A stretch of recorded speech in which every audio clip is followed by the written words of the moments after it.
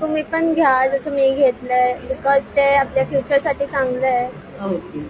आपल्या हेल्थसाठी पण चांगलं आहे. त्यामुळे बरोबर. सध्या जर तुम्ही बघितलं असेल, सध्याची बदलती जीवनशैली, जी लाईफस्टाईल आपण बघितली, कॅन्सरचं प्रमाण प्रचंड वाढलेलं आहे समाजामध्ये आणि विशेषतः महिलांमध्ये गर्भाशयाचा मुखाचा जो कॅन्सर आहे त्याचं प्रमाण विशेष करून ते वाढलेलं आहे आणि हा कॅन्सर होऊ नये म्हणून ही HPV ही प्रतिबंधक लस आहे आणि म्हणजे महाराष्ट्र गव्हर्नमेंट असेल, सेंट्रल गव्हर्नमेंट असेल आणि नगरपालिका यांच्या संयुक्त विद्यमानं ही लस आपण फ्रीमध्ये देतोय सर्व महिलांना.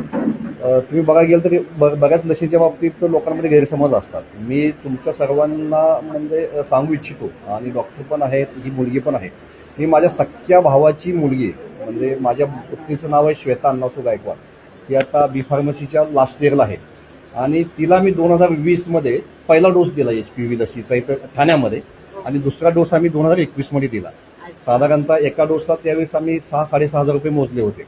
म्हणजे आम्ही ते 2 डोस दिले त्यावेळेस 13,000 रुपये माझ्या घरात माझ्या मोठ्या भावाची मुलगीला दिलेली आहे. तिला 2020ला पहिला डोस दिला, मी 2021मध्ये दुसरा डोस दिला. बदलापूरच्या सर्वच पालकांना एवढंच आव्हान असेल की त्यांनी प्रत्येकाने आपापल्या 9 ते 14 वर्षाच्या ज्या मुली असतील त्यांना ही लस दिलीच पाहिजे.